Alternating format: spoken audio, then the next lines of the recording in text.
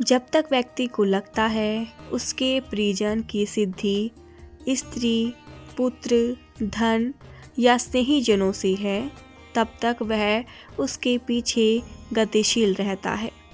जब कोई यह जान ही लेता है कि उसकी सिद्धि मात्र उसी के अधीन है और यहीं से आरंभ होता है आत्मबोध और आध्यात्मिक मूल्यों की विकास यात्रा।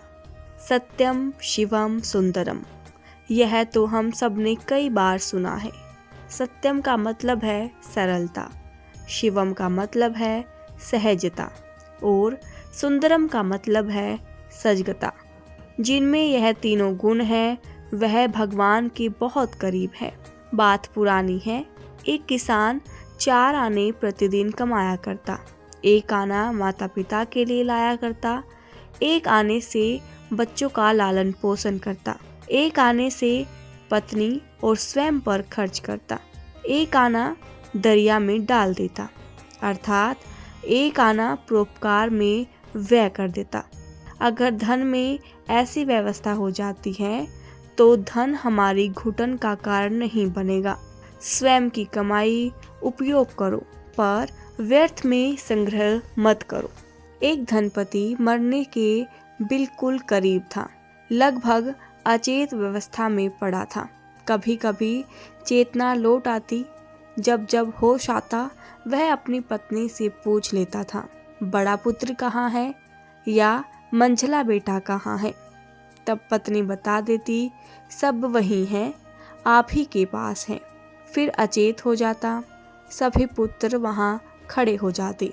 तभी धनवती को हिचकी आई। उसने पुनः पत्नी से पूछा कि अपने बच्चे कहाँ हैं? देखो, सब आपके आसपास ही तो खड़े हैं। बड़ा है, छोटा है, मंझला उधर खड़ा हुआ है, सभी यही तो हैं। आप चिंता ना करें। चिंता ना करूं और चिंता कैसे ना करूं जब सब यही है तो दुकान कौन खोल रहा है? तुम मरने को चले हो और चिंता लिए बैठे हो कि दुकान, मकान, परिवार की, धन की पहले कहते हैं। राजा महाराजाओं की जान प्राण किसी तोते में या किसी पक्षी में रहा करते थे। गर्दन मरोड़ो और काम खत्म। आज मनुष्य के प्राण धन में अटक गए हैं। तोते का रूप बदल गया है, वह तिजोरी में परिणत हो गया है। मनुष्य अर्थ और काम में उलझ गया है। कभी ईमानदार नीति हुआ करती थी, तब मनुष्य के पुरुषार्थ ईमानदारी से पूरे हो जाते थे। आज ईमानदारी बेईमानी लगती है। वह सोचता है ईमानदार रहा तो भूखे मर जाऊंगा।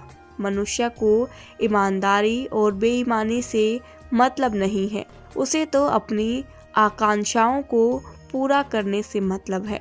वह तो केवल इतना जानता है कि जो उसने पाने की सोचा है किसी भी तरीके से वह उसे हासिल कर ले। बेईमानी से पैसा मिलता है, व्यवसाय बेईमानी की नीति बन जाती है। इन सब को देखकर आम व्यक्ति को श्रद्धा भगवान से डाबाडोल हो जाती है। आप बताओ, इसमें भगवान का क्या कसूर है? भगवान तो कर्मों के हिसाब से फैसला करता है। जिसने जैसा कर्म किया होगा उसको ऐसा ही फल मिलेगा। इसीलिए कहा है सत्यम शिवम सुंदरम।